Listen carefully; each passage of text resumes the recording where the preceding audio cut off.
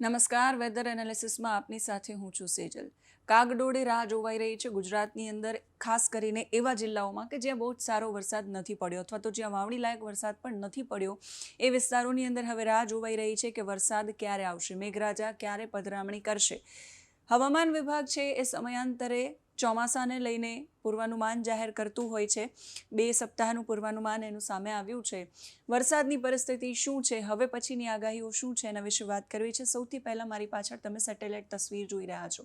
એ તસવીર કે જેના અંદર અહીંયા જો બહુ ઝાઝા વાદળો હોય તો એવી આશા અપેક્ષાઓ હોય કે ગુજરાતમાં બહુ જ ભારે વરસાદ અને અતિ ભારે વરસાદ પડશે.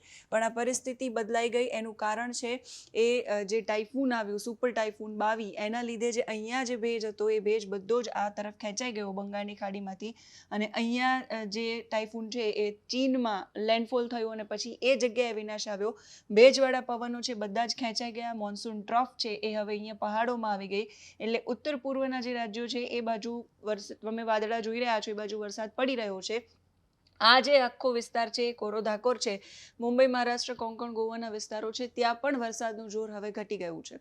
આ પરિસ્થિતિમાં બદલાવ ક્યારે આવવાનો છે? તો આ પરિસ્થિતિમાં બદલાવ આવવાનો છે પહેલાં એ જોઈ લઈએ કે હવામાન વિભાગે ગુજરાતને લઈને શું આગાહી કરી છે. 13 તારીખ આજનો દિવસ, અને આજના દિવસ માટે જે આપણે અગાઉના સપ્તાહમાં જોયું હતું કે હવામાન વિભાગે જાહેરાત કરી હતી, પૂર્વાનુમાન જાહેર કર્યું હતું કે મોટાભાગના વિસ્તારોમાં વરસાદની કોઈ જ શક્યતા નથી. આજે પણ એવું છે. 13 તારીખે મોટાભાગના વિસ્તારોમાં વરસાદની શક્યતા નથી. જે જગ્યાઓ પર વરસાદ પડવાનો છે ત્યાં પણ બહુ જ ભારે કે અતિ ભારે કે અત્યંત ભારે એવો વરસાદ નથી. સામાન્યથી મધ્યમ અને હળવા ઝાપટા આ પ્રકારનો વરસાદ છે એ પડવાનો છે. જૂનાગઢ, ગીર સોમનાથ, અમરેલી, ભાવનગરમાં છૂટાછવાયા ઝાપટા અમુક વિસ્તારોમાં પડે એવી શક્યતા છે. અને વડોદરાથી લઈને વલસાડ સુધી પરિસ્થિતિ એ જ છે. ત્યાં પણ છૂટાછવાયા ઝાપટા પડે એવી શક્યતા છે. એનું કારણ છે કે અરબ સાગરમાંથી જે ભેજ ખેંચાઈ રહ્યો છે બંગાળની ખાડી તરફ અને ટ્રફ તરફ, એ ભેજ જ્યારે જતો હોય ત્યારે એ ભેજની સાથે જે વરસાદ હોય એ વરસાદ છૂટાછવાયા વિસ્તારોમાં પડે. આ પ્રકારનું પૂર્વાનુમાન ક્યાં સુધી છે, ક્યારથી વરસાદનું જોર વધશે?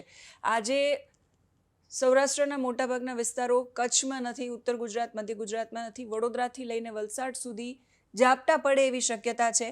પછી ફરી 14 તારીખે પણ એ જ પ્રકાર, વડોદરાથી વલસાડ સુધી અને જૂનાગઢ, ગીર સોમનાથ, અમરેલી સૌરાષ્ટ્રમાં. બાકી ગુજરાતમાં વરસાદની સંભાવનાઓ નહીવત છે. આવતીકાલે પણ પરમ દિવસે વરસાદનું જોર 15 તારીખથી થોડું વધશે અને વડોદરાથી જે વલસાડ સુધીમાં છૂટાછવાયા ઝાપટાઓ પડવાના હતા એ અરવલ્લી, મહીસાગર, દાહોદ, પંચમહાલ, ખેડા, વડોદરા, છોટાઉદેપુર, ભરૂચ, નર્મદા એ બધા જ વિસ્તારોમાં પડવાનો છે. એટલે 15 તારીખથી પછી વરસાદનો એક નવો રાઉન્ડ શરૂ થવાનો છે.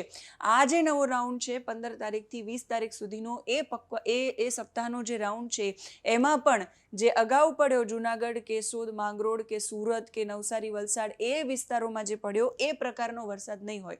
સામાન્યથી મધ્યમ અને ક્યાંક હળવા ઝાપટા, ક્યાંક વધારે થોડો પડી જાય એ પ્રકારનો વરસાદ હશે એવું પૂર્વાનુમાન હવામાન વિભાગ અને હવામાન નિષ્ણાંતો કરી રહ્યા છે.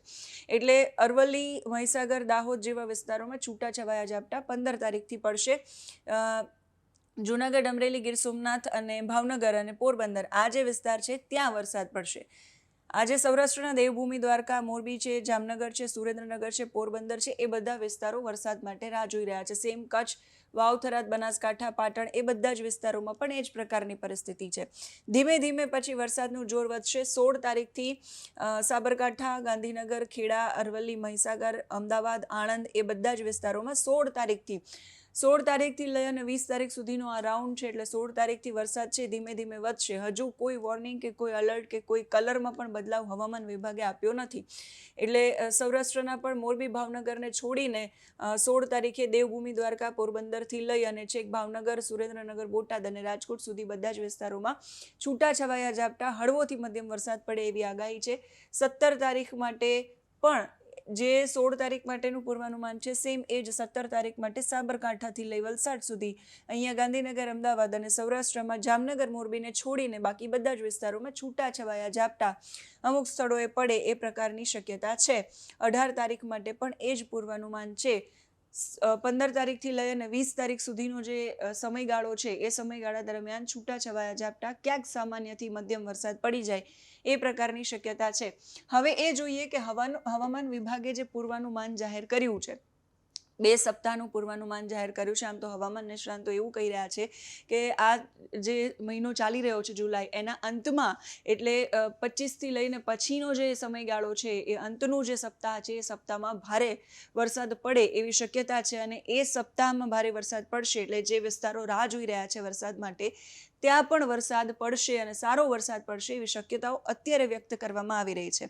આમ પણ આ વર્ષ છે એ અલ્નિનોનું વર્ષ છે. હવામાન વિભાગ જ્યારે નૈઋત્યના ચોમાસાનું પૂર્વાનુમાન કરતું હોય છે ત્યારે પણ કહેતું હોય છે. આ વર્ષે પણ હવામાન વિભાગે જાહેર કર્યું હતું કે સામાન્ય વરસાદ કરતાં ઓછો વરસાદ પડશે એટલે ચોમાસું નબળું રહે એ પ્રકારની શક્યતાઓ હતી. પણ હજુ ચોમાસુના જે 2 મહિના છે જુલાઈ અને ઓગસ્ટ, જેમાં સારો વરસાદ પડતો હોય એ મહિનો આખો બાકી છે એટલે જોવાનું રહેશે ઓગસ્ટમાં શું થાય છે. પણ જુલાઈનો અંતનું જે સમયગાળો છે, અંતિમ સપ્તાહ જે છે એમાં વરસાદ સારો પડે એવી શક્યતા છે. 2 સપ્તાહનું હવામાન વિભાગે પૂર્વાનુમાન જાહેર કર્યું છે, 9 જુલાઈથી 16 જુલાઈ અને 16 જુલાઈથી 23 જુલાઈ સુધીનું. એની અંદર તમે જુઓ તો એમાં હવામાન વિભાગે જે જગ્યાઓ પર સૌથી વધારે ડાર્ક દેખાડ્યું છે એ વિસ્તારોમાં ભારે વરસાદની શક્યતા છે. બાકી જે બધા વિસ્તારો છે એમાં છૂટાછવાયા વરસાદની શક્યતા છે. જેમ આપણે વાત કરીએ 9 જુલાઈથી 16 જુલાઈ સુધીનું છે એટલે 16 જુલાઈ દક્ષિણ ગુજરાત આસપાસનો, સાબરકાંઠા, અરવલ્લી, મહીસાગર આસપાસનો જે વિસ્તાર છે ત્યાં સામાન્યથી મધ્યમ વરસાદ પડે, ક્યાંક ભારે વરસાદ પડે એવી શક્યતા. અને સૌરાષ્ટ્રના આખા વિસ્તારો અને કચ્છનો અમુક જે ભાગ છે ત્યાં છૂટાછવાયા ઝાપટા પડે એવી શક્યતા છે 9 તારીખથી લઈ અને 16 તારીખ સુધી.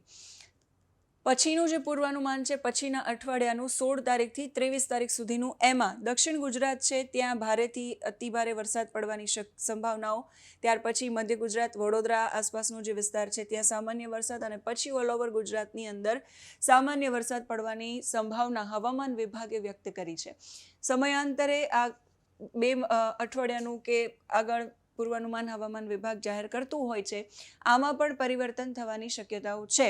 આપણે જે જોઈ રહ્યા છીએ અત્યારે એ પરિસ્થિતિ પ્રમાણે તમે જુઓ વિંડીની અંદર કે વાદળો છે બધા, પવન છે બધો જ ખેંચાઈ રહ્યો છે અને ખેંચાઈને આ તરફ જઈ રહ્યો છે.